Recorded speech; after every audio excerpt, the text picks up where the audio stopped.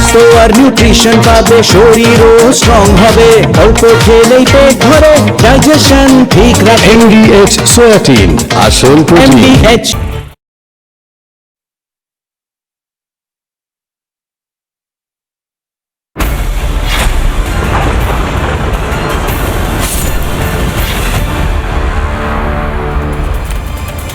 একুশে জুলাইয়ের coat unquote তথাকথিত শহীদরা, মানে যারা মারা গিয়েছিলেন সেই সময়, দুঃখজনক, তারা রইলেন মাথায়। তাদের কথা দূর দূরান্ত পর্যন্ত সেরমভাবে কেউ আলোচনা করলেন না। এরকম তাদের কথা একটা ছবি বা একটা মালাতেই সীমাবদ্ধ রইল। আসলে যেটা হলো, দুই তৃণমূলের মধ্যে অভিষেক মমতার তৃণমূল আর অন্যদিকে ঋতব্রত তৃণমূল, চটি চাটা বালিশ চাটা নিজেদের মধ্যেই যেভাবে কাদা ছোড়াছুড়ি হলো, তা অত্যন্ত নোংরা। এবং তার সঙ্গে সঙ্গে ভাইপো অভিষেক বন্দ্যোপাধ্যায়, যাকে মদন মিত্র খুনি বলেছিলেন গত পরশু, সেই ভাইপো অভিষেক বন্দ্যোপাধ্যায় আবার হুমকিও দিলেন, ডায়েরিতে সব লিখে রাখছি, দেখে দেবো, তুই তো কারি করাও ছাড়লেন না। অর্থাৎ ভাইপো অভিষেক বন্দ্যোপাধ্যায় সেই ভাইপোতেই রয়েছে, এমনটা সে স্পষ্ট করে দিল। গুন্ডামি তো ভাইপোর যায়নি। এই গুন্ডামি ঠান্ডা করতে ডান্ডা মারার প্রয়োজন পড়বে কিনা পুলিশের, সেটা পুলিশ বুঝবে, কিন্তু গুন্ডা দমন আইন তো এসে গিয়েছে। একদিকে ভাইপোর গুন্ডামি আর অন্যদিকে ভাঙড়ে পুলিশের ওপর আক্রমণ। অনেকে বলছে শওকত মোল্লা, সেই শওকত মোল্লার এখনো কিছু গুন্ডা বাহিনী রয়ে গিয়েছে, তারা এই কাজ করেছে। এই গুন্ডা বাহিনী বা গুন্ডামি এই বন্ধ করতে গুন্ডা দমন বিল প্রয়োগ করুক কড়াভাবে রাজ্য সরকার, এই প্রশ্ন রেখে আজকের কিশলয়ের অগ্নিবাণের বিশেষ প্রতিবেদন, তারপরে হাই ভোল্টেজ ডিবেট। দেখুন, শহীদ স্মরণের অনুষ্ঠান থেকে আবারও গুন্ডামি শুরু করলো ভাইপো। গতকালই ভাইপোকে খুনি বলেছিলেন মদন মিত্র, আজকে স্টেজের ওপর থেকে আরও একবার হুমকি, গুন্ডামি, হুঁশিয়ারি দিয়ে ভাইপো বুঝিয়ে দিল ভাইপো আছে ভাইপোতেই। পিসি ভাইপো দুগাছা লোক নিয়ে করলো শহীদ স্মরণ, কিন্তু শহীদ স্মরণ হলো না হুমকির প্রতিযোগিতা হলো ধরতে পারবেন না। যারা গা বাঁচাতে, পিঠ বাঁচাতে বালিশ চাটার গ্রুপে যাচ্ছেন, এদেরকে তৃণমূল বলবেন না, বলবেন বালিশ চাটা। খালি বিসি বললেই হবে, বিসির অনেক মানে হয়। এটা নাকি শহীদ স্মরণ। সভায় না ছিল শহীদদের পরিবার, না ছিল শহীদদের প্রতি কোনো শ্রদ্ধা। সভা জুড়ে শুধুই রাজনীতি। একদিকে ভাইপোর গুন্ডামি, হুমকি ধমকি, আর অন্যদিকে ভাঙড়ে আবারও আক্রান্ত এক পুলিশ কর্মী। এই গুন্ডা বাহিনী শওকত মোল্লার বাহিনী কিনা সেই নিয়েও প্রশ্ন উঠছে। শওকত মোল্লা, তার বিরুদ্ধে তো ব্যবস্থা হয়েছে, এবার এই গুন্ডা বাহিনীর বিরুদ্ধে কি ব্যবস্থা সেটাই দেখার।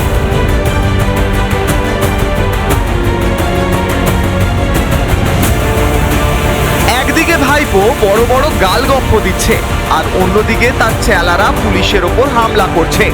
তারা হয়তো ভুলে গেছে রাজ্যের মুখ্যমন্ত্রী এখন শুভেন্দু অধিকারী। এটা আপনাদের শেষ ঘটনা, এরপরে আর কোনো এই ধরনের অ্যাকশন আমরা করতে দেব না। যদি করেন, আমার থেকে খারাপ কোনো পুলিশ মন্ত্রী হবে না। রাজ্যে এসেছে গুন্ডা দমন আইন। এই আইন ব্যবহার করে কবে জেলে যাবে চোর ভাইপো, সেই প্রশ্ন থাকছে। তার কারণ, প্রকাশ্য সভা থেকে গুন্ডামি করছে চোর ভাইপো, আর অন্যদিকে কোটানকোট চোর ভাইপোর পথ অনুসরণ করেই ভাঙড়েও গুন্ডামি করছে তারই চালাচামুন্ডারা। হয়তো এদের বিরুদ্ধেই বা ব্যবস্থা কবে? দ্রুত ব্যবস্থা হোক। সেই ব্যবস্থা হলে পরে এ রাজ্যের মানুষ কিভাবে রিয়্যাক্ট করবেন এবং তারা কত দ্রুত ব্যবস্থা চাইছেন, সেই প্রশ্ন রেখে আজকের কিশলয়ের অগ্নিবাণ। কিশলয়ের অগ্নিবাণের আজকের পোল কোয়েশ্চেন, আপনারা দর্শকরা যে প্রশ্নের উত্তর দেবেন এবং আপনারা সোশ্যাল মিডিয়া গিয়ে ফেসবুক, এক্স হ্যান্ডেল এবং ইউটিউবে গিয়ে উত্তর দিতে পারেন। পোল রেজাল্ট আমি শোয়ের শেষে আপনাদের দেখাবো। কিশলয়ের অগ্নিবাণের পোল কোয়েশ্চেন আপনাদের স্ক্রিনে। আমি কিশলয় দর্শকদের প্রশ্ন করছি, আপনারা এর উত্তর দিতে পারেন। গারদে ঢুকলে কি ভাইপো অভিষেক বন্দ্যোপাধ্যায় ঠান্ডা হবে? ওটাই কি একমাত্র পথ? আজকে আবারও গুন্ডামি করে আবারও দেখে নেব তুই তোকারি করে ভাইপো অভিষেক কি নিজের লিমিট ক্রস করে গেল? গতকালই মদন মিত্র ভাইপোকে খুনি বলেছে, আজকে কোট আনকোট খুনি ভাইপো আবার রাস্তায় নেমে গুন্ডামি করলো? এই প্রশ্নের উত্তর আপনারা হ্যাঁ বা নায় সোশ্যাল মিডিয়া দিতে পারেন। এই পোল রেজাল্ট আমরা শোয়ের পর আপনাদের দেখাবো। এরপরে আমি আপনাদের কয়েকটা বক্তব্য শোনাতে চাই। কোট আনকোট চোর ভাইপো, যাকে তারই দলের এমএলএরা চোর বলেছিল, সেই কোট আনকোট চোর ভাইপো এবার কোট আনকোট খুনি ভাইপো হয়েছে, কারণ মদন মিত্র তাকে খুনি বলেছে। এবার আজকে আবারও কোন গুন্ডামি করলো, কি ভাষায় কথা বললো ভাইপো, শুনুন। পুলিশ যাদের অযথা মিথ্যা মামলায় অত্যাচারিত করছে, আমি বলবো ধৈর্য ধরুন। একটা ছোট নোটবুক পকেটে রাখবেন, সব লিখে রাখবেন। এই নোটবুকগুলো এক এক করে আমরা ঠিক টাইম মতো নিয়ে নেব। যারা যে ভাষায় বোঝে তাদের সে ভাষাতেই জবাব দেওয়া হবে। একদিকে ভাইপোর গুন্ডামি আর অন্যদিকে আজকে ভাঙড়ে যা হলো, সেই ভাঙড়ের ঘটনা আবারও প্রশ্ন তুলল যে এখনো ভাঙড়ে কানেকশন বেরিয়ে আসছে, সূত্র মারফত জানা যাচ্ছে শওকত মোল্লার গুন্ডা বাহিনীর একটা অংশ এখনো ভাঙড়ে আক্রমণ চালাচ্ছে পুলিশের ওপর, এবং সেই আক্রমণের আজকে সেই লজ্জাজনক ছবি বেরিয়ে এলো, যেখানে দেখা গেল বালির একটি গাড়ি, অবৈধ গাড়িকে আটকানোর ফলে পুলিশের ওপর আক্রমণ হলো। কিশলয় অগ্নিবাণের প্রথম প্রশ্ন, প্রথমে ভাইপোকে নিয়ে প্রশ্ন করব। কিশলয় অগ্নিবাণের প্রথম প্রশ্ন, প্রথম অগ্নিবাণ আপনাদের স্ক্রিনে। প্রশ্ন করছি আমি কিশলয়, গারদে ঢুকলে কি লাগাম পড়বে ভাইপোর মুখে, নাকি অন্য কোনো পথ বেছে নিতে হবে পুলিশকে, প্রশাসনকে? এই প্রশ্ন ভাইপো আজকে আবারও দেখিয়ে দিল ভাইপো আছে, ভাইপোতেই ব্যবস্থা কি নেওয়া উচিত? কিশলয় অগ্নিবাণ সন্ধ্যে 6টায়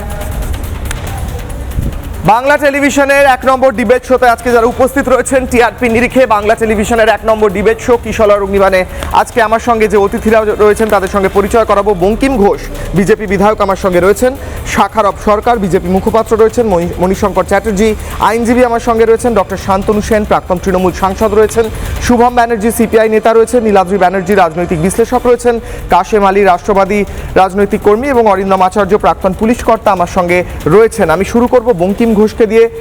ভাইপো অভিষেক বন্দ্যোপাধ্যায় আজকে 21শে জুলাইয়ের সভায় যে গুন্ডামিটা করলো স্যার, তাতে আমাদের মনে হয় যে গুন্ডা দমন আইনে ভাইপোকে গ্রেফতার করা খুব দ্রুত প্রয়োজন, যদিও সে বিভিন্নভাবে বারবার গিয়ে রক্ষা কবচ নিচ্ছে।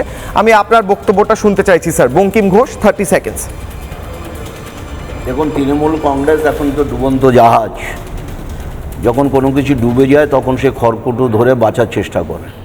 এখন হুমকি আর হুঙ্কার দিয়ে নিজেদেরকে ভাসিয়ে তোলার চেষ্টা করছে, এতে কোনো লাভ হবে না, কারণ তৃণমূল কংগ্রেসের অস্তিত্ব শেষ। আজকে যেটুকু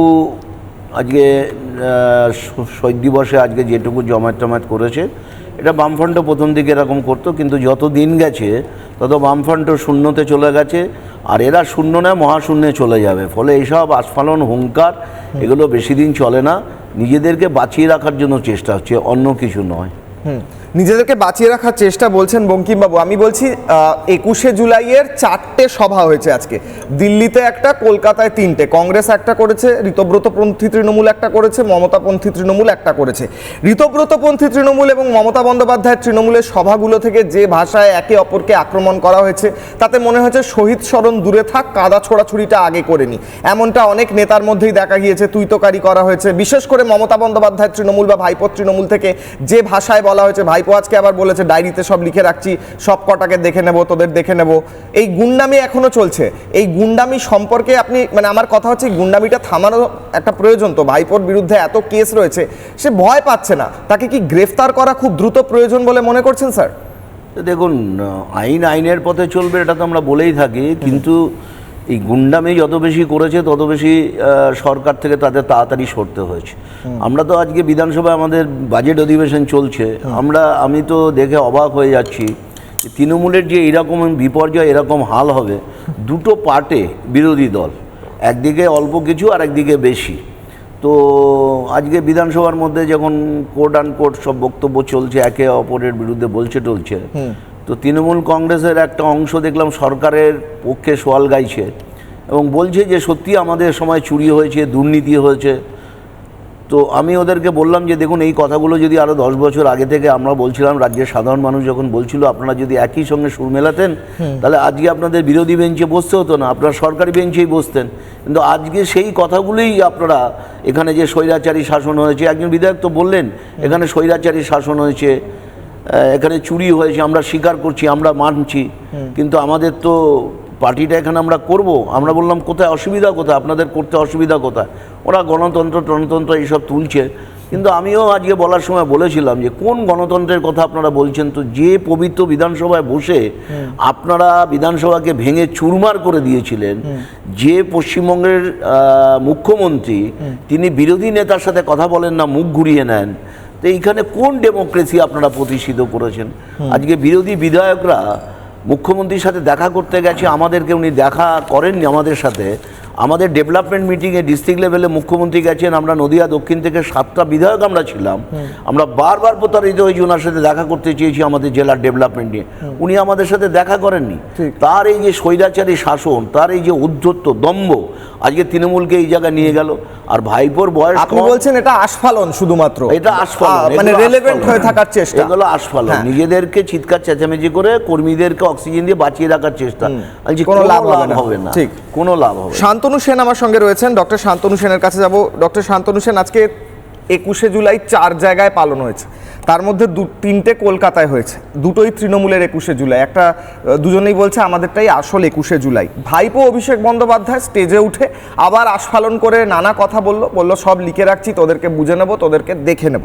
ভাইপো অভিষেক বন্দ্যোপাধ্যায়ের বিরুদ্ধে গুন্ডা দমন আইন প্রয়োগ করা প্রয়োজন বলে বাংলার মানুষ মনে করছে। আপনি কি মনে করছেন? 30 সেকেন্ডস।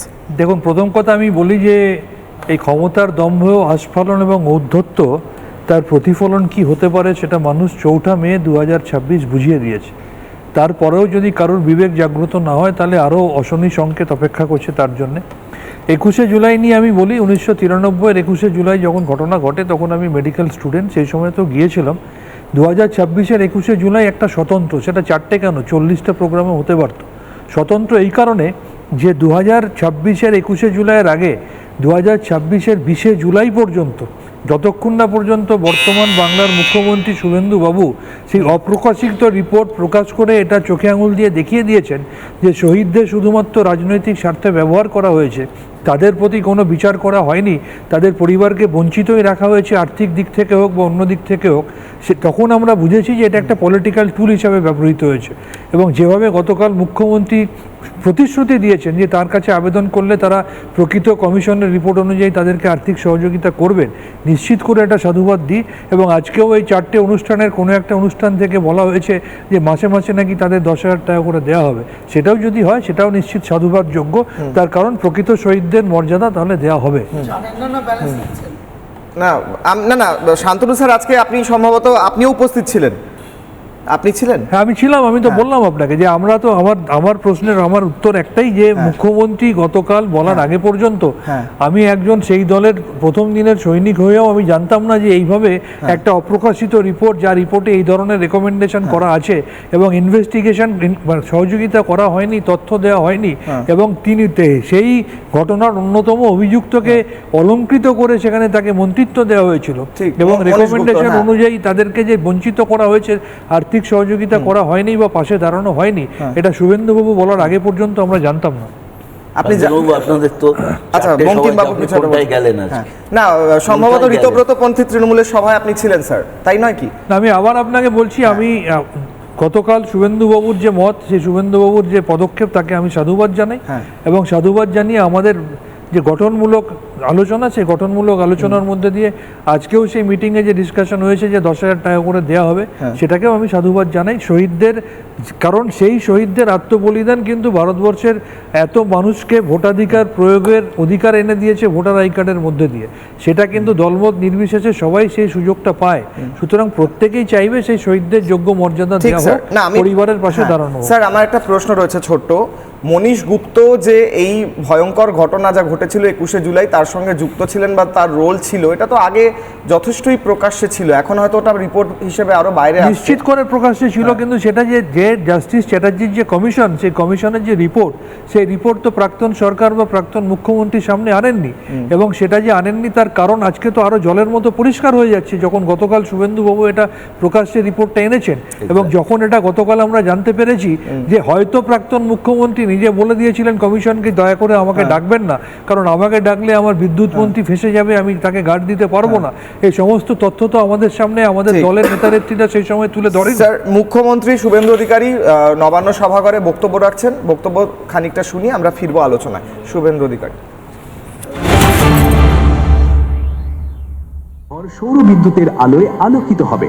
আগামী দিনে বাংলার ঘরে ঘরে পৌঁছে যাবে একদম কম খরচে সোলার প্যানেলের সুবিধা। বিদ্যুতের বিল নিয়ে চিন্তার দিন শেষ।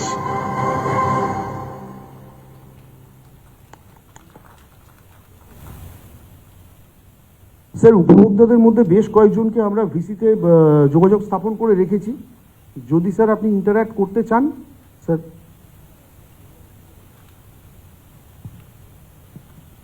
নমস্কার।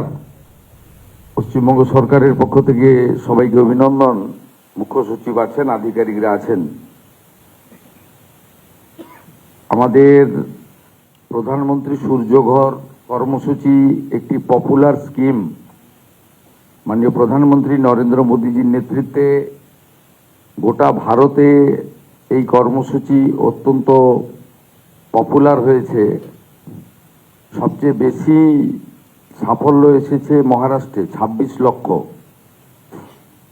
আমাদের বিগত সরকার ভারত সরকারের কোনো কর্মসূচিতেই যুক্ত হয়নি, বিরোধিতা করেছে, এবং তার ফলে এই কল্যাণকর কর্মসূচিগুলোর সুফল পশ্চিমবাংলার জনগণ পাননি। আমরা ইতিমধ্যে বলেছি যে 100 ইউনিটে 30,000 টাকা ভারত সরকার সাবসিডি দেবে আপনাদের। আর পশ্চিমবঙ্গ সরকার তার বাজেটে এসসি এসটি পরিবারগুলির জন্য অতিরিক্ত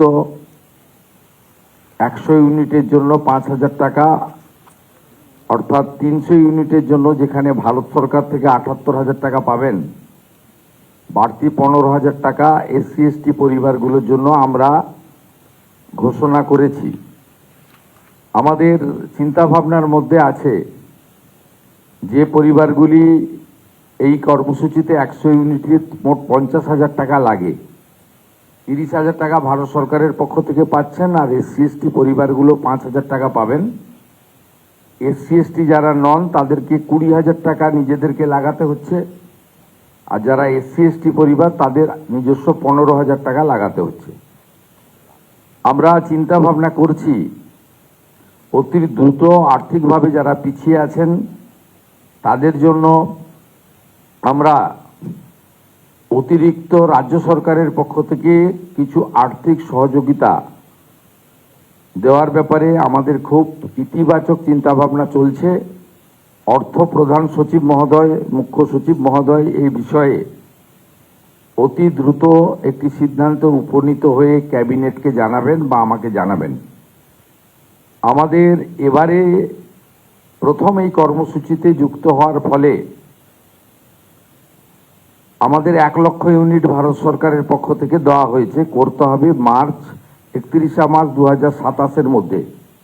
আমি ব্যক্তিগতভাবে আমার আধিকারিকদেরকে, জনপ্রতিনিধিদেরকে এবং জনগণের কাছে আবেদন করেছি যাতে 1 লক্ষ নয়, অন্তত তার থেকে অনেক বেশি, কয়েক গুণ বেশি আমরা পশ্চিমবঙ্গে প্রধানমন্ত্রী সূর্যঘরের সুফল পৌঁছে দিতে পারি। এটি একটি পরিবেশ বান্ধব এবং ইলেকট্রিকের মিটার রিডিং অর্থাৎ অর্থ প্রদানের ক্ষেত্র থেকে আপনাদের সুরাহা হবে, এবং যারা অর্থনৈতিকভাবে সাবসিডি দিতে পারছেন না, অসুবিধা হচ্ছে, তাদের ক্ষেত্রেও আমাদের একটা চিন্তাভাবনা, যেটা একটু আগেই আমি উল্লেখ করেছি, আমরা অতি দ্রুত এই বিষয়ে সিদ্ধান্ত নেব। আমি পশ্চিমবঙ্গের জনগণকে বলবো, মাননীয় প্রধানমন্ত্রী নরেন্দ্র মোদীজির যে স্কিম, যা পশ্চিমবঙ্গ সরকার দ্রুততার সঙ্গে গ্রহণ করেছে, কার্যকর করছে, এগিয়ে আসুন। আজকে 1810টি পরিবারকে আমরা সংযুক্তিকরণ করলাম। সংখ্যাটা খুব কম হলেও আমরা এই মিডিয়া ইভেন্টটা এই কারণে করলাম যাতে এই 1810টি পরিবার যারা প্রথম এগিয়ে এসেছেন তাদের দেখে আরও হাজার হাজার পরিবার, লক্ষ লক্ষ পরিবার এগিয়ে আসে। সেই উৎসাহ প্রদানের জন্য ছোট্ট অথচ সুদূর প্রসারী একটি কর্মসূচিতে আমরা সবাই আজকে যুক্ত হয়েছি। ইতিমধ্যে যে জেলাগুলিতে এটা হয়েছে তার মধ্যে সর্বোচ্চ হুগলিতে হয়েছে 232টি পরিবার, পশ্চিম বর্ধমানে আপনার নর্থ 24 পরগনাতে হয়েছে 238টি পরিবার। আমি চাইব আরও সবাই যুক্ত আসুন। আপনারা যারা যুক্ত হয়েছেন তাদের মধ্যে আমি 2-3 জনের সঙ্গে একটু কথা বলতে চাই। আপনাদের অভিজ্ঞতা এবং আপনাদের পরামর্শ আমাদের পাথেয়। আপনাদের কাছ থেকে অভিজ্ঞতা নিয়ে বা আপনাদের কাছ থেকে সাজেশন, পরামর্শ নিয়ে আমরা আগামী দিনে প্রধানমন্ত্রী নরেন্দ্র মোদীজির এই স্বপ্নের প্রজেক্ট প্রধানমন্ত্রী সূর্যঘরকে পশ্চিমবাংলায় পপুলার করবে ডবল ইঞ্জিন সরকার, এটুকু আমি আশা করি। আমি প্রথমেই দার্জিলিং कुमार राय जी है, नक्सलबाड़ी एरिया का। कुमार राय जी, आपको मेरा आवाज मिल रहा है?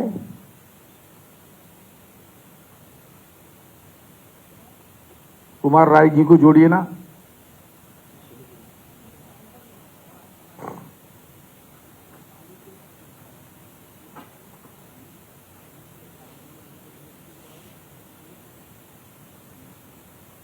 স্যার নমস্কার, শোনা যাচ্ছে। नमस्ते जी, कुमार राय जी बोलिए। नमस्कार।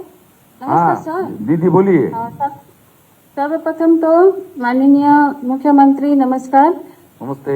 और नया सरकार के लिए धन्यवाद देना चाहती हूँ।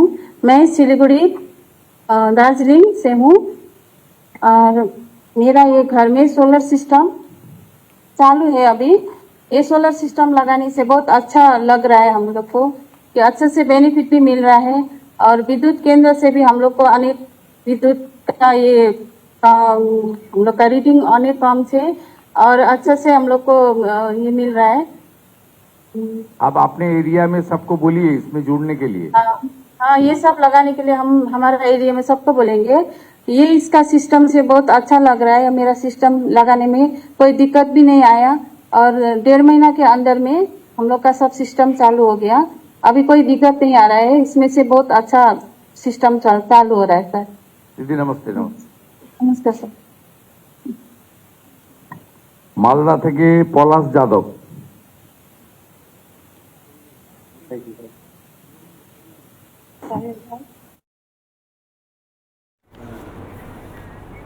মুখ্যমন্ত্রী সূর্যঘর প্রকল্পের কথা ঘোষণা করছিলেন, সেই দিকে নজর রাখছিলাম। আবার তিনি গুরুত্বপূর্ণ যা বলবেন নজর রাখবো, ফিরবো ডিবেটে। আপাতত ডক্টর শান্তনু সেন যা বললেন সম্ভবত মণিশঙ্কর দা কাউন্টার করতে চাইছিলেন। আমার প্রশ্ন হচ্ছে, একদিকে ভাইপো আবারও গুন্ডামি করছে মণিশঙ্কর দা, আর অন্যদিকে তৃণমূলে মানে 21শে জুলাইয়ের 4টে অনুষ্ঠান হচ্ছে, মানে মানুষ তো কনফিউজড হয়ে যাচ্ছে। 30 সেকেন্ড মণিশঙ্কর দা। আসলে কাউন্টার ব্যাপার নয়, ব্যাপারটা হচ্ছে যে এই আলোচনাগুলো ছিল খুব ছোট ছোট বিষয় আর কি, মানে এগুলো নিয়ে একটা পুরো ডিবেট করতে হবে, বিশাল গুরুত্বপূর্ণ বিষয় সেটা নয়।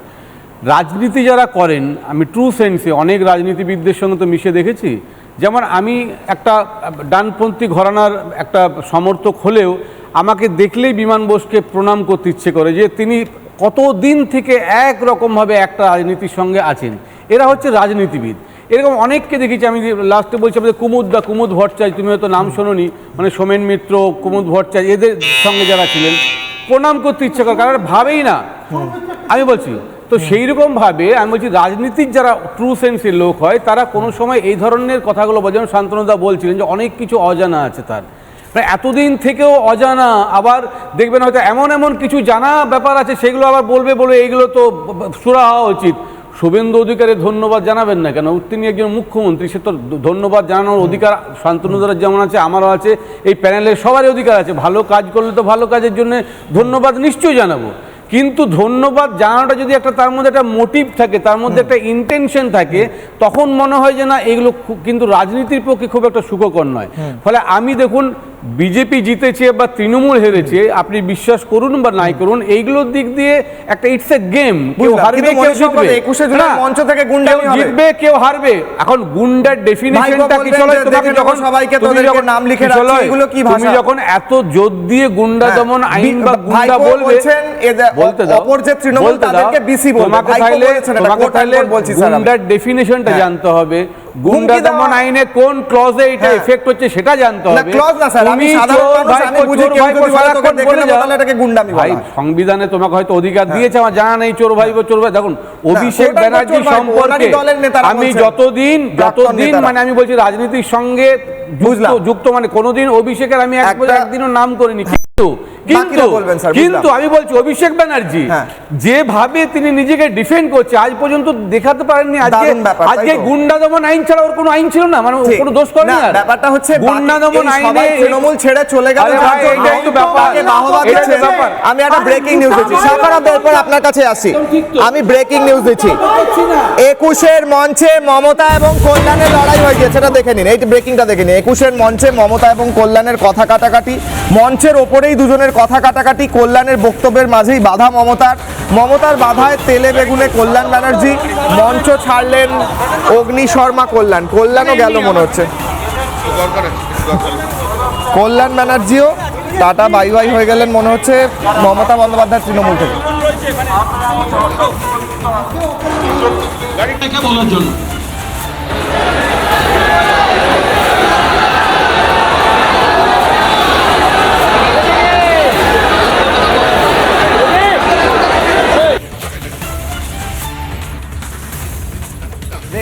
বলার জন্য বাধা দিলেন কল্যাণ ব্যানার্জিকে, তারপর অগ্নি শর্মা হয়ে বক্তব্য থামিয়ে নেমে গেলেন তিনি। এই একটা দুটো নেতা রয়েছে, মমতা বন্দ্যোপাধ্যায় জানি না কি চাইছেন তিনি আসলে, টাটা বাই বাই করে চলে যাচ্ছেন কল্যাণ ব্যানার্জি। যাই হোক, ফিরবো আলোচনায়। আমি শাখারবদার কাছে যাই, একটা কি ছোট্ট বলতে চাইছিলেন মণিশঙ্কর, মানে কল্যাণ ব্যানার্জি আর রইলেন না, দেখুন মোটা ভাই বলছে না, আমি একদমই অ্যাকসেপ্ট করছি, খুব খারাপ কথা, কিন্তু আমি বলছি অভিষেকের বিরুদ্ধে কি কি করতে পেরেছে। এবার শাখারবদা উত্তর দেবেন, প্রত্যেকের কাছে, অনেকে বলেনি, এখনো দুজন ওই স্টুডিওতে বসে আছেন। ইমপ্লিমেন্টেশন হয়, তাকে ঢুকিয়ে দিন, সময় তো চলে যায়নি, ওয়েট এন্ড সি, দেখতে থাকুন না। আচ্ছা সব্যসাচী দত্ত এমন কিছু করেছিল যে তাকে সঙ্গে সঙ্গে নিতে হবে, আর অভিষেক ব্যানার্জি 10 বছর ধরে কত কিছু সময় লাগে। আচ্ছা শাখারবদা 30 সেকেন্ড, স্যার বঙ্কিম দা, আমি অনেক কষ্ট করে চান্স পেয়েছি, এটা চান্স কাজে লাগাতে। বলুন স্যার, এই যে দেখুন কল্যাণ ও টাটা বাই বাই হয়ে গেল, কল্যাণ দা টাটা বাই বাই বলছে, আজকে এত শুভ দিনে অকল্যাণ হয়ে গেল। যাক, পরের প্রশ্নে যাচ্ছি। আজকে বিধাতার কি পরিহাস দেখুন, একটা করে বিজেপির বিধায়ক যখন তৃণমূলে জয়েন করাছিলেন তখন খুব মজা লাগছিল। কি বলছিলেন? জনগণ যদি আমাদের এখানে আসে, উন্নয়নের জোয়ার। আজকে এত উন্নয়নের ভাটা পড়ে গেল মমতা দেবীর যে আজ তার 62.5% এমএলএ তাকে ছেড়ে চলে গেছে। মানে আমাদের ওদের 80 জন বিধায়ক, তার মধ্যে 50টাই নেই। আজকে মনে হয় আরো কিছু চলে যাবে, 60-62। আমাদের মাত্র 19% বিধায়ক এদিক ওদিক হয়ে গেছিল, কিন্তু আমাদের ম্যাক্সিমামটাই ছিল। কিন্তু যে কথাটা আমি বলছিলাম, 21শে জুলাই আমি এইটা করার অধিকার একমাত্র কংগ্রেসের যারা আছে তাদেরকে আমি সম্মান করে বলছি, বাকিদেরকে অসম্মান করে বলছি। এটা শহীদ সমাবেশ বলবেন না, বাঙালি এটা ডিমভাত দিবস হিসেবেই পালিত করতে থাকছে। আপনি বলুন কোন শহীদ দিবসের কথা বলছেন? আজকে তৃণমূল কংগ্রেস অর্গানাইজ করছে, মরলকে কংগ্রেস, মাল্যকে সিপিএম, আর প্রতিবার মঞ্চে গালি খাচ্ছে কে? অমিত শাহ, মোদিজি। এটা কি শহীদ সভা? আজকে আপনি একটা কথা বলছিলেন, আজকে গুন্ডামি হচ্ছে, আজকে সেই কথাই আমি আসছি। আজকে একটা আরে বলছেন তো গুন্ডামি হচ্ছে, কিন্তু কোথায় ইমপ্লিমেন্টেশন হচ্ছে? সেটাই তো আমি চাইছি, সেটাই আমি বলছিলাম। ভাই তো বিজেপি আজকে আরে মনিদা, আমি আপনার সাথে বলিনি, প্লিজ আমাকে একটু বললেই আপনারা থাকবেন। আজকে যে অভিষেক বন্দ্যোপাধ্যায় যে ভাষণটা দিয়েছিলেন, পাল্লি ঠেকাতে পুলিশ, পাল্লি শুভেন্দু অধিকারী, পাল্লি অমিত শাহজি। আরে দাদা, তৃণমূলকে কোর্টে যেতে হয়নি 21শে জুলাই সমাবেশের জন্য। হ্যাঁ, যেতে হয়েছে। আটকানো অনাটকানো কোনো প্রশ্ন নেই। কে বলে যেতে হয়নি? আপনি থামেন তো আরে মশাই। এই ইনফরমেশনটা ভুল করে আরে, দিয়েছেন। লোকেশন নিয়ে যেতে হয়েছে, কোর্টের অর্ডার নিয়ে না, যেতে হয়েছে। লোকেশন নিয়ে যেতে হয়েছে, মানে কোন লোকেশনে করবে সেইটা আরে নিয়ে যেতে সে হয়েছে। বিষয়টা আপনাদের করতে কিন্তু দেবো না বলিনি। উনি বলছেন যে বাকিদের তো সবাই করতে দেওয়া আরে হচ্ছে না, তাদেরকে ব্যাপারটা তো সবাই বোঝার চেষ্টা করার করুন আপনি। বলছি তৃণমূলই চলবে। আজকে এইভাবে চেষ্টা করলে কি করে বলবো? আচ্ছা বেশ, শেষ করুন তৃণমূল তো চলে গেছে দাদা, ওকে নিয়ে আসবে না শুভেন্দু বলছে না। অধিকারী আর তো আসবে না। একটা বতাস আপনি ঠিক করে এসেছেন যে আমাকে বলছে আর তো আসবে না, অন্য কিছু বলুন। আপনি কি আমাকে বলতে পারেন যে ঠিক করে কেন দেবেন? বলছেন? করবেন না, উনি সব কথা। বাকিরা বলেননি চারজন, এখনো বলুন একা শেষ আমার করুন। মতো আপনার হিংসা তারপর হচ্ছে কেন? স্যার বলবেন। চেষ্টা করুন, আপনিও পারবেন। না না পারবো না, দরকার আমি চাই না। মনীষা আজকে কথা। তৃণমূল কংগ্রেস 4 ভাগে বিভক্ত হয়েছে, বাংলার মানুষ দেখছে। ঠিক। আর যেটা বলছিলাম, আজকে অভিষেক বন্দ্যোপাধ্যায় মঞ্চে উঠে বলছিলেন যে আই পাল্লি ঠেকাতে, এটা ভাষা। ঠিক। কি বলছেন? বিসি বিসি মানে উনি কি বলেছেন আপনার ভালো করে চালানোটা ঠিক। বলছে বিসি মানে আপনার বালিশ চাটা, আরো কিছু হতে পারে, আরো কিছু মানে what to mean? মানে এই What to mean? ভাষাই তো গুন্ডাদের ভাষা, এই তো এই গুন্ডাদের ভাষা? বলছি স্যার। আপনি আমি বলুন। একবার শুনবো অভিষেক এটা কি বন্দ্যোপাধ্যায়, তারপর ধরনের? আমি যাচ্ছি অরিন্দম Please আচার্য চালানো স্যারের না। কাছে। শুভম ওদিকে নীলাদ্রিদা এবং কাসেমদা রয়েছেন। দেখুন অভিষেক বন্দ্যোপাধ্যায়ের বক্তব্য একবার শোনাই, ভাইপোর বক্তব্য, তারপর আসছি স্যারের কাছে। দেখুন। আর যারা গা বাঁচাতে, পিঠ বাঁচাতে বালিশ চাটার গ্রুপে যাচ্ছেন, এদেরকে তৃণমূল বলবেন না, বলবেন বালিশ চাটা। বিসির অনেক মানে হয়। বালিশ চাটা, আমি আর বেশি কিছু বললাম না। 5 ওয়াট 10 ওয়াটের বাল্ব, সে এখন ভাবছে আমি হ্যালোজিন হয়ে গেছি। আরে বিদ্যুৎ সঞ্চার করছে মমতা ব্যানার্জি, শক্তি কেন্দ্র মমতা বন্দ্যোপাধ্যায়। যদি কেউ নিজের মাকে ত্যাগ করে, সে সন্তানকে সৃষ্টিকর্তা সর্বশক্তিমানও কোনোদিন ক্ষমা করে না। ঘর বাড়ি ভেঙে দিয়ে, পার্টি অফিস গুড়িয়ে দিয়ে ভাবছে তৃণমূলকে উৎখাত করব, দুর্বল করব। আরে ফুটপাতে থাকবো, তোদেরকে হারাবো, বাংলা থেকে উৎখাত করব। কথা দিয়ে গেল। কি করবেন? কি করবে বিজেপি? জেলে রাখবে? মিথ্যা মামলায় ঢোকাবে? ঢোকাও, তাও বশ্যতা স্বীকার করব না। মেরুদণ্ডটা ফর সেল নয়। না স্যারের কাছে যাওয়ার আগে ছোট্ট করে ডক্টর শান্তনু সেন মনে হয় আপনাদের বলছিলেন, বালিশ চাটা, বিসি ইত্যাদি আপনাদের মনে হয় বলছিলেন অভিষেক বন্দ্যোপাধ্যায়। দেখুন, আমি আবার একটা কথা বলছি, গুন্ডামি বা এই ধরনের কথাবার্তা বললে বাংলার 10 seconds। সংস্কৃতিবান ভোটার তার কিভাবে যোগ্য জবাব দিয়ে দেয় ইলেকট্রনিক ভোটিং মেশিনের মধ্যে দিয়ে, সেটা চৌঠা মে সারা বাংলার 11 কোটি মানুষ দেখেছে। আমি আবার বলছি, তারপরেও যদি কেউ নিজেকে না শোধরায় বা তারপরেও যদি শোধরাচ্ছে একই না তো। জিনিসের পুনরাবৃত্তি হয়, তাহলে ওই যেটা বঙ্কিমবাবু বললেন, তাহলে হয়তো কালের নিয়মে শূন্য থেকে মহাশূন্যের দিকে যেতে হবে, সেটাই হয়তো অপেক্ষা করছে। ঠিক। স্যার বলুন, গুন্ডা দমন আইন ব্যবহারের প্রয়োজন তো এই মুহূর্তে আমার অত্যন্ত গুরুত্বপূর্ণভাবে মনে হচ্ছে। সভা মঞ্চে দাঁড়িয়ে গুন্ডামি করলে সেই ব্যক্তিকে অ্যারেস্ট করা আমার মনে হয় আশু প্রয়োজন। বলুন স্যার, 30 সেকেন্ড। আজকে গতকালকে মাননীয় মুখ্যমন্ত্রী বিধানসভায় যেটা স্প্রেড আউট করেছে, আমরা স্তম্ভিত। আমরাও কিন্তু ভাবতে পারিনি যে এই যে মৃত্যু নিয়ে আজকে রাজনীতি এবং এত মিথ্যাচার, একজন মুখ্যমন্ত্রী হয়ে যা কাণ্ড করেছেন, এবং যিনি নাকি আজকে কমিশনার ছিলেন মিস্টার সুশান্ত চট্টোপাধ্যায়, উনি যেটা রেকমেন্ডেশন করেছিল 25 লক্ষ টাকা পর্যন্ত দেয়নি, সেটা জানতে পারেনি। আজকে কোথাকার ইস্যু, সে আজকে দিল্লির ইস্যু নিয়ে চলে এলো এখানে। ইনোসেন্ট মানুষগুলো 13 জন মৃত্যু হলো, এবং সেখানে পুলিশ কমিশনার ছিলেন আজকে আমাদের মিস্টার তালুকদার। কিন্তু যিনি আজকে হোম সেক্রেটারি ছিলেন, তার এত সুন্দর কাজের জন্য তাকে আজকে প্রমোশন দিয়ে আজকে মন্ত্রী করে দিল, বিদ্যুৎ মন্ত্রী। তোমাকে আজকে একটা কথা বলছি, এই সরকারের আমলে আজকে যে মিটিংটা করেছে, কেউ ঝামেলা করেছে, কিন্তু শুভেন্দু বাবু যখন নাকি বিরোধী পক্ষ ছিল, as per the direction of high court, যখন কোচবিহার যে তাকে মেরে ফেলছিল। আমি তোমাদের একটা কথা আজকে বলতে চাচ্ছি, তুমি আজকে বলো যে আজকে অভিষেক বন্দ্যোপাধ্যায়ের এগেনস্টে 8 থেকে 9 বার সিইটির কাছে এবং সিবিআইয়ের কাছে অ্যাপিয়ার হয়েছে, কোনো অ্যাকশন হয়নি। তুমি বলো তার এগেনস্টে 8টা থেকে 10টা কেস, এখন পর্যন্ত নো কেস। আজকে সেবাশ্রয়ের মাধ্যমে একটা শিশুর হাত কেটে গেল, সেটা নিয়ে আজকে হমড়ি করছে। আজকে মহেশতলা থেকে আমি এলাম, মালতী বলে একটি মেয়ের আজকে কি চরম পরিণতি, আজকে তাও সে in spite of this is giving no it at all. কারণটা কি? আজকে king can do no wrong. Kishore, তুমি আমাকে বলো, আমাদের ভারতবর্ষের লোকসভাতে 553 $143 জন আছে। ভারতের কোন রাজ্যে এইরকম একটি ছেলে দিনের পর দিন আনস্পিকেবল ফিল্দি ল্যাঙ্গুয়েজ এবং ইনস্টিগেট করার জন্য মানুষের মৃত্যু হচ্ছে? কেন আজকে তার আগে অ্যাকশন হচ্ছে না? কেন তার আগে অ্যারেস্ট করা হচ্ছে না? কেন গুন্ডা দমন আইনে তো স্পষ্ট বলা আছে সমাজে বিপজ্জনক কার্যকলাপ, হিংসা, ভয় দেখানোর জন্য তার এগেইনস্ট অ্যাকশন হবে। কেন হবে না? আজকে দিনের পর দিন সে আজকে ঠিক কথা, আমরা এই প্রশ্ন করছি মাউন্টিং হাই, কি কারণে হবে না? আইন যদি বলা যেতে পারে উনি বারবার গিয়ে রক্ষা কবচ নিচ্ছেন, কিন্তু এই কেসে, এই বিভিন্ন গুন্ডা দমন আইনের কেসে গুন্ডামি করলে অ্যারেস্ট তো করা যেতেই পারে স্যার। আমি তোমাকে বলছি, আরে ভাই দেখো, আমরা চোর চামড় দিয়ে থাকি, আমরা ডাকাতদের কোর্টে পাঠাই, হয় জেল হবে, না আজকে তাকে রিহ্যাবিলিটেট করব।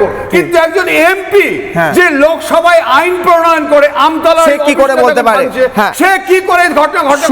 তুমি কাশেমদা এবং কি করে হোয়াট রাইট হিয়ার নীলাদ্রিদার কাছে যাওয়ার আগে আমি বঙ্কিমদার কাছে উত্তরটা নিচ্ছি। বঙ্কিমদা, বাংলার মানুষ প্রশ্ন করছে, আপনারা বলবেন আইনের পথে চলবে, কিন্তু প্রোঅ্যাক্টিভলি মেজার্স তো নিতে হবে স্যার। 10 সেকেন্ডসে উত্তর দিয়ে দিন অরিন্দম আচার্য স্যার। বঙ্কিমদা, দেখুন, অ্যাকশন তো হতেই হবে। অভিষেক বন্দ্যোপাধ্যায় যে ভাষায় কথা বলে চলেছে, যে মণিশঙ্করদা বলছিলেন না, what is the definition of গুন্ডা?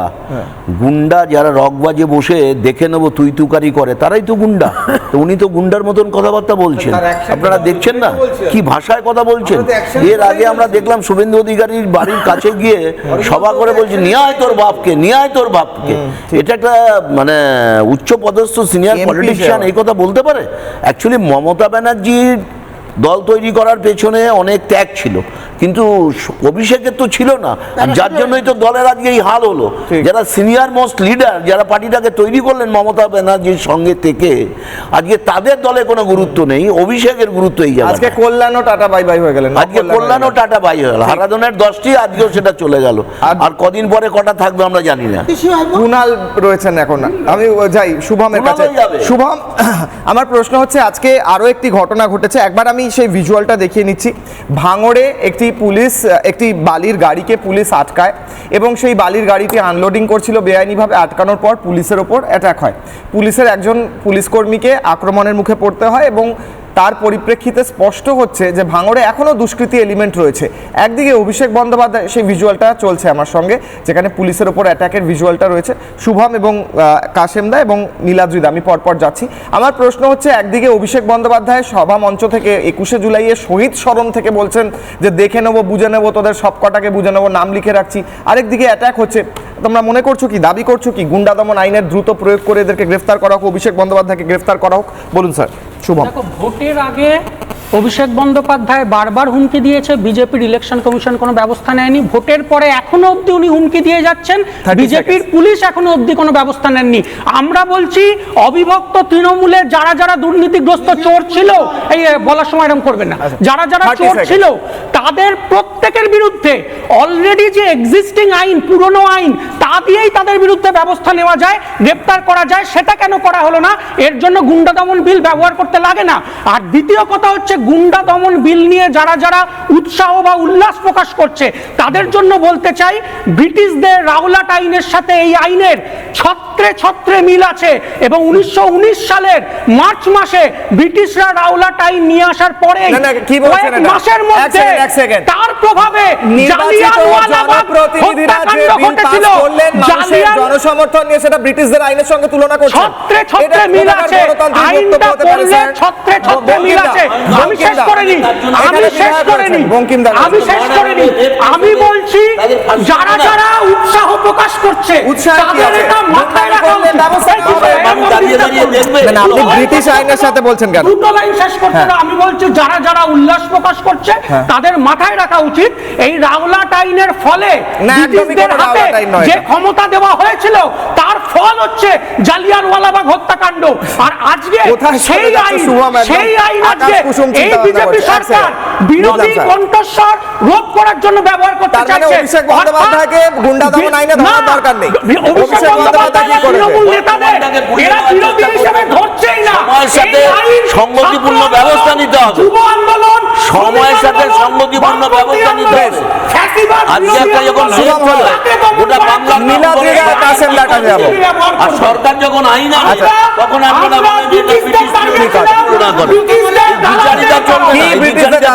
আমার কথা হচ্ছে, আপনারা আমরা কি চায়নার দালাল বা রাশিয়ার দালাল? আমার প্রশ্ন হচ্ছে যে আইন, আমি বলছি যে আইন এ রাজ্যের ইলেক্টেড জনপ্রতিনিধিরা বানিয়েছে সেই আইনকে অপমান করতে আপনি পারেন না। এটা রাজ্যের মানুষ ভোট দিয়েছে।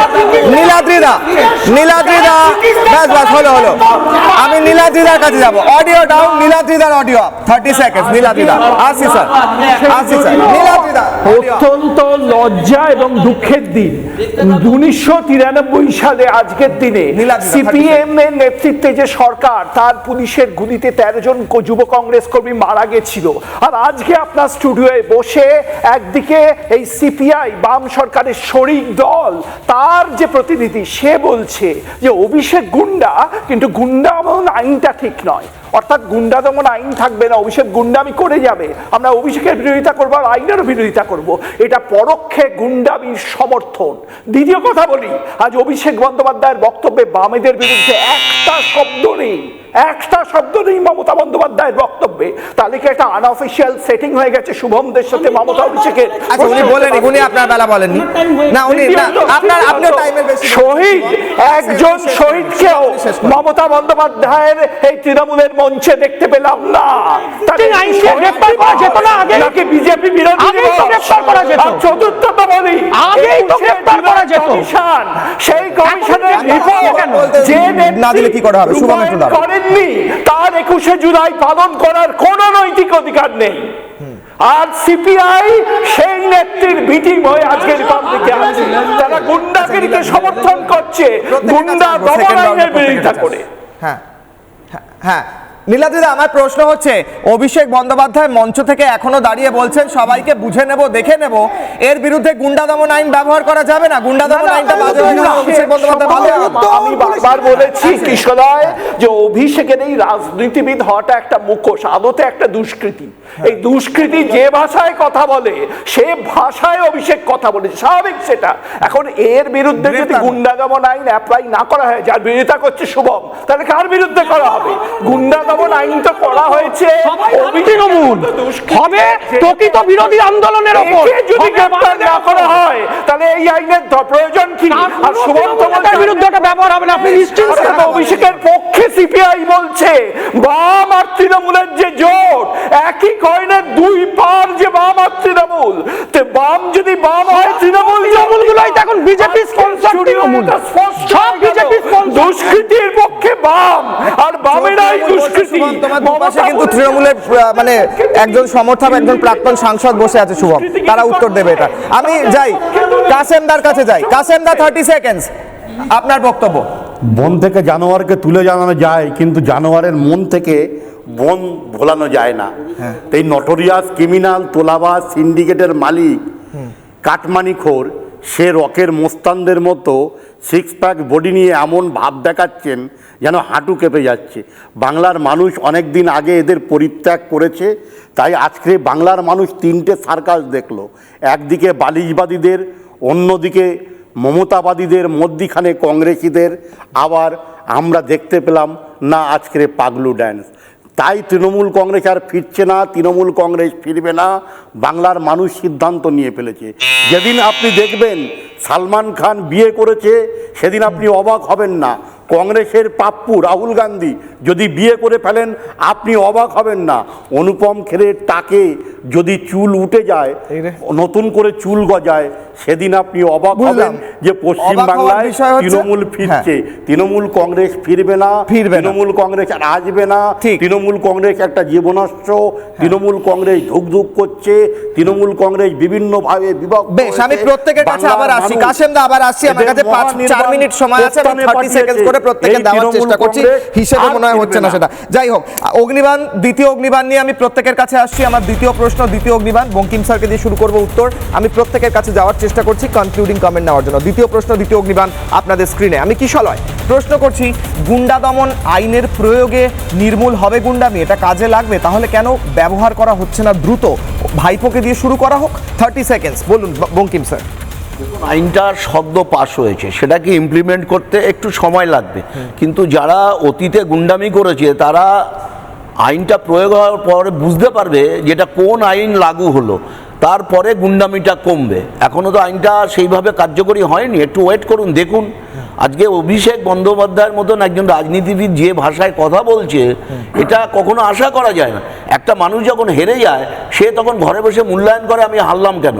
একজন ছাত্র যখন ফেল করে, তার ভাবা উচিত যে আমি বাড়িতে বসে পরের জন্য প্রস্তুতি নিয়ে আর তার জন্য আমার মূল্যায়ন সে করছে করতে হবে। সত্যি, কিন্তু আজকে আমার কোন জায়গায় গেছেন? সময় কম স্যার, নেমেই শুরু দেখে নেবো। ঠিক 30 সেকেন্ড। হ্যাঁ, তারপর স্যার বিজেপি এতগুলো সিট পাওয়ার পরে শুধু উন্নয়ন নিয়ে কনসেন্ট্রেট করবে, কিন্তু মনে হচ্ছে যেন তৃণমূলকে কিভাবে মানে ফিনিশ করা যায় এটা নিয়ে কনসেন্ট্রেট করে আছে। সেটা একটা দিক। আমি শান্তনুদার কাছে একটা খুব ইন্টারেস্টিং কথা শুনলাম যে অভিষেক ব্যানার্জি বা মমতা ব্যানার্জি যদি এই ধরনের কথা বলে তারা মহাশূন্যে চলে যাবে। আচ্ছা, তৃণমূল কংগ্রেসটা নাকি আসল ঋতব্রত, তাহলে মহাশূন্যে চলে গেলে তৃণমূল তাহলে ঋতব্রত কি একটা সিট ফিট নেওয়ার কোনো চান্স নেই? মহাশূন্যে চলে যাবে। বেশ, উত্তরটা নিই, বলুন স্যার। ডক্টর শান্তনু সেন, তৃণমূল তো ডক্টর শান্তনু সেন 30 সেকেন্ড। ব্যাস সমায় কম আছে। ডক্টর শান্তনু সেন, স্যার আসছি। ডক্টর শান্তনু সেন, টাইমার দেন। এক সেকেন্ড। ডক্টর শান্তনুদার কাছে আর সময় নেই, 3 মিনিট বাকি আছে। বলুন স্যার, 30 সেকেন্ড। এক সেকেন্ড। হ্যাঁ বলুন। হ্যাঁ, আমার কথা হচ্ছে যে কোনো একটা আইন প্রণয়নের পর সে আইনটা সঠিকভাবে প্রযুক্ত হচ্ছে কিনা, না সেই আইনটা শুধু খাতার মধ্যে চাপা পড়ে থাকছে, সেটা তার উপর নির্ভর করে আইনটার আফটার এফেক্ট কি। যেভাবে নতুন সরকারের মুখ্যমন্ত্রী শুভেন্দু বাবু একদিকে প্রকাশ্যে ঘোষণা করেছেন, অন্যদিকে কাজের মধ্যে দিয়ে প্রমাণ করেছেন যে পুলিশ প্রশাসন, ইনভেস্টিগেটিং এজেন্সি তারা নিরপেক্ষভাবে কাজ করবে, রাজনৈতিক প্রভাব মুক্ত হয়ে কাজ করবে। আমি ধরে নিচ্ছি সেটা যদি সত্যি হয়, উনি কাজের মধ্যে দিয়ে প্রমাণ করেছেন, যেগুলো বলছেন সেগুলো করছেন, তাহলে আমি বিশ্বাস করি যে এই আইনটা সঠিকভাবে প্রয়োগ হবে। আমার সময় প্রয়োগ হলে নিশ্চিত করে একটা গুন্ডামুক্ত বাংলার পরিবেশ আমরা পাবো। ঠিক, আমি 10 সেকেন্ডস করে শাখার অফ দা 10 সেকেন্ডস, একদম 10 সেকেন্ডস, একটা সেন্টেন্স। আমি প্রত্যেককে 10 সেকেন্ড দেওয়ার চেষ্টা করছি, 1 মিনিট আছে। গুন্ডা দমন আইন আপনারা বলছে ইমপ্লিমেন্ট হলো কোথায়? আপনারা অপেক্ষায় থাকুন, অলরেডি শুরু হয়ে গেছে। আমি তো দেখতে পাচ্ছি, কারণ মুর্শিদাবাদে একজন থাকতো 30% আর 70%, তার মুখ বন্ধ হয়ে গেছে।